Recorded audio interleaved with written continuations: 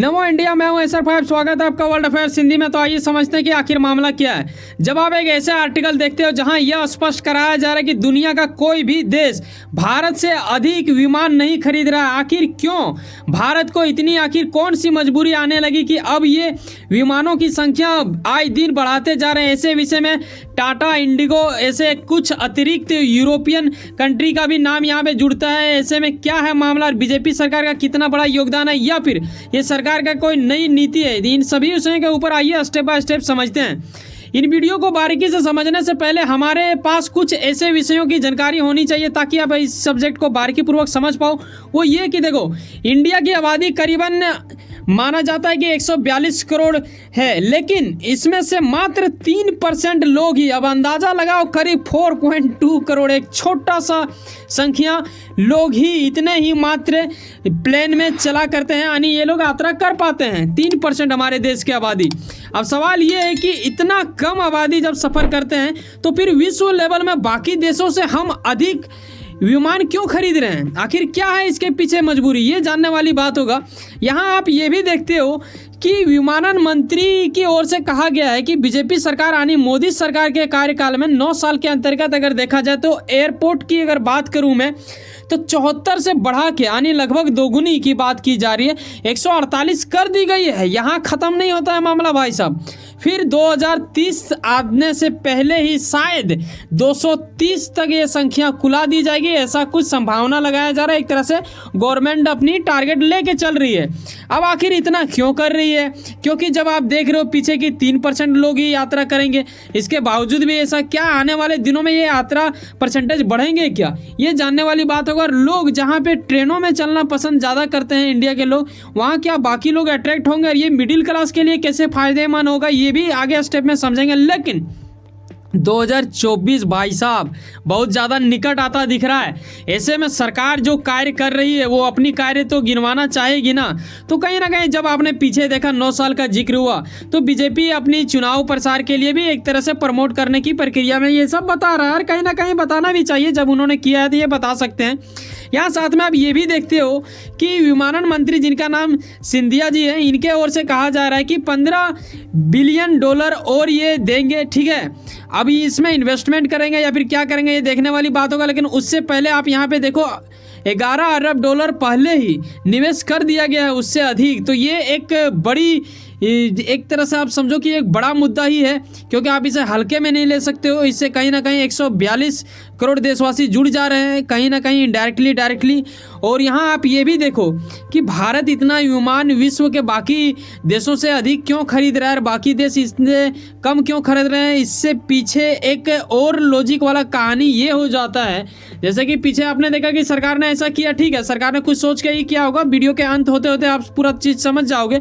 लेकिन यहाँ आप इस चीज़ से इसको जोड़ सकते हो। क्या है ना, अभी इंडिया काफ़ी तेज़ी से बढ़ रहा है, और अगर अर्थव्यवस्था की हम बात करें, आर्थिक स्थिति की अगर बात करें तो हमारी आर्थिक स्थिति आए दिन अच्छी होती जा रही है। ऐसे में जीडीपी के मामले में भी अगर आप देखो तो विश्व के हम 5वें नंबर में आ चुके हैं भाई साहब। ठीक है, बीजेपी के कई सारे लीडर के मुंह से आपने सुन लिया होगा कि हम बहुत जल्द 3रे नंबर में आ जाएंगे। तो ये भी एक तरह से टारगेट बनाता है। क्यों बनाता है? अब आपके मन में आएगा कि सर इससे क्या मतलब है उसका विमान बढ़ाने का। देखो, अगर हम 3रे नंबर में आ जाते हैं, समझ रहे हो, विश्व का 5वां टॉप 5 के अंतर्गत आ गए हैं हम लोग, और 3रे नंबर में आते हैं तो कहीं ना कहीं हमारे इर्द गिर्द में कई सारे ऐसे चीज़ भी होंगे ना जिसे विकसित करने की ज़रूरत होगी। उसमें से एक विमान भी काफ़ी ज़्यादा मायने रखता है, क्योंकि अब वक्त आ चुका है कि हमें बाकी देशों की ओर से एक अलग ही प्रकार के एक तरह से लगाव देखने को मिल रहा है, जो आने वाले दिनों में और बढ़ता जाएगा।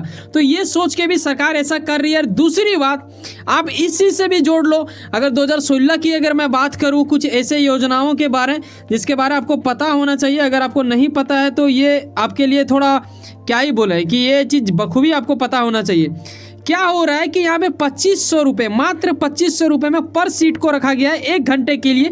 और ये क्यों बनाया गया था? इसका नाम दिया गया था उड़े देश का आम नागरिक। ठीक है, ये आम नागरिकों के लिए ही सोच समझ के सरकार की ओर से लाई गई थी, जिसमें कुछ छोटे छोटे राज्यों को जोड़ा गया, अलग अलग शहरों को भी जोड़ा गया, ताकि आम लोग इसमें सफ़र कर सकें। और कहीं ना कहीं आपको पता होना चाहिए कि दुनिया तेजी गति से बढ़ रहा है और अगर हम लोग पीछे रह गए हैं तो भाई साहब काफ़ी ज़्यादा पछताना पड़ेगा। आज भी इंडिया में आप देखो ट्रेनों में किस तरह भरा हुआ रहता है। हालांकि इस फोटोज में आपको दो ही नज़र आ रहा है, लेकिन मैं एक तस्वीर दिखाना चाहूँगा 2014 का। यहाँ पे बीसीसी न्यूज़ की ओर से आर्टिकल लिखा गया था कि उन दिनों ये असाधारण सा लग रहा था, ठीक है, कठिन लग रहा था इन चीज़ों को बेहतर करने के लिए।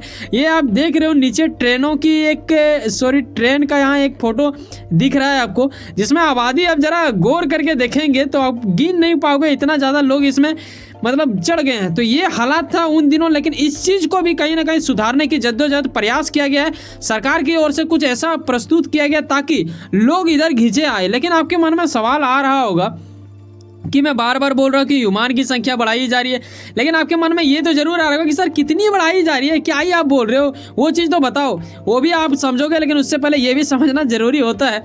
और साथ ही शायद इस तस्वीर के माध्यम से अगर आप वहाँ पे गए हो तो आपको पता होगा, ये दरअसल दिल्ली में स्थित है इंदिरा गांधी इंटरनेशनल एयरपोर्ट, जिसे आप जानते हो भाई साहब। ये देखते सुनते समझते आपके हृदय में एक अत्यंत खुशी उत्पन्न होगा, क्योंकि अगले साल ये करीब 11 करोड़ यात्रियों को ले जाने की अपने आप में क्षमता संभावना कर चुकी होगी, ठीक है। और अभी का अगर मैं बात करूं तो विश्व के दूसरे सबसे ज़्यादा बिजी रहने वाले हवाई अड्डों में से एक बन चुकी है। पहला अमेरिका का आता है और दूसरा में इंडिया का ये इंदिरा गांधी इंटरनेशनल हवाई अड्डा आ चुका है। तो ये एक गजब ही स्थिति उत्पन्न करता है। कहीं ना कहीं सरकार इन चीज़ों को भी लेके इस चीज़ को लाने में काफ़ी ज़्यादा प्रयास कर रही है यार। इन दिनों ये देखने को मिला। अब वक्त आ चुका है कि हम आते हैं अब निजी कंपनियों के मामले में, क्योंकि इनके ओर से जब तक ये ना किया जाए तब तक ये सब चीज़ें नहीं हो पाती हैं। तो ये कहीं ना कहीं ज़रूरी हो जाता है। यहाँ जो आप देख रहे हो ना एयर इंडिया, ये दरअसल टाटा आपने सुना ही होगा, ठीक है, उन्हीं का है। और ये भी जानने वाली बात हो जाता है कि जब रतन टाटा जी की ओर से जब कोई चीज़ किया जा रहा हो तो कहीं ना कहीं देश को एक अलग नेक्स्ट लेवल का इनके ऊपर विश्वास हो जाता है, क्योंकि इस बंदे की ओर से कुछ ऐसा किया गया है। हालांकि इतना एज हो चुका है, लेकिन इन्होंने अपने ज़िंदगी को उस योग्य बनाया है ना कि इंडिया वाले हर वो लोग, शायद ही कोई होंगे जो इन्हें पसंद नहीं करते होंगे, ये देश के प्रति हमेशा हित में कार्य करते हैं। इनके ओर से क्या किया गया है कि एयर इंडिया ने फरवरी 2023 यानी इसी साल में बीते कुछ महीना पहले करीब $70 बिलियन का, ठीक है, यूरोपियन कंपनी एक आती है जिसका नाम है एयरबस। ये क्या करती है ना कि विमान को बनाती है। इन्हीं को ऑर्डर दिया गया है करीब 250 विमानों का। वहीं पे साथ में आप देखते हो कि बोइंग जो कि अमेरिकन कंपनी है, इसे भी 220 विमानों की ऑर्डर दे दी गई है इनके ओर से, यानी टाटा ग्रुप के ओर से। तो ये एक नेक्स्ट लेवल की बात हो जाती है। यहाँ आप करीबन 500 से अधिक आपने देख लिया। लेकिन और इंडिगो जो कि काफ़ी ज़्यादा इंडिया में एक तरह से इन्होंने भी अपना नाम कमा चुका है। आपको पता है कि ज़्यादातर लोग इंडिगो में सफ़र करना पसंद करते हैं, हालांकि एयर इंडिया भी बेहतर है। इन दोनों में आप देखते हो कि इनके ओर से भी करीब 500 विमानों की ऑर्डर दे दी गई है, वो भी बीते जून में 2023 में, ये आप देखते हो। और इन्होंने दिया है एयरबस को। अभी सवाल यहाँ हमारे मन में बस यही आया देख के, थोड़ा सा दुख इस बात का लगता है कि पता नहीं कब तक हम लोग खुद से ये तैयार कर पाएंगे। बाकी चीज़ों में हम लोग make in India, made in India कर रहे हैं, लेकिन अभी भी फाइटर जेट को लेके, एयरक्राफ्ट को लेके, इन चीज़ों के ऊपर, विमान को लेके थोड़ा हम लोग पीछे हैं। इनके ऊपर भी सरकार ध्यान देगा और जल्द से जल्द, बहुत जल्दी आप देखोगे कि इंडिया में इसे बनाया जाएगा, ठीक है। चिंता करने वाली बात नहीं, हम लोग निकल चुके हैं उस राह पे।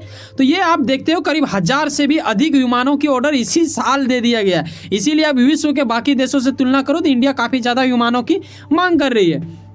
वैसे सुनो ना, कहीं ना कहीं आप कुछ ना कुछ काम करते होंगे, किरण अपने काम के प्रति काफ़ी ज़्यादा उम्मीद रखते होंगे। किरण आपका मेहनत आपका मंजिल बन के मिले। वैसे सुनो ना, सब्सक्राइब कर लो वर्ल्ड अफेयर्स हिंदी और जुड़े रहो मुझसे। चलो मिलते हैं किसी नेक्स्ट वीडियो में। जाने से पहले एक बात ख्याल रखना, एक सब्सक्राइब जो बिल्कुल फ्री होता है।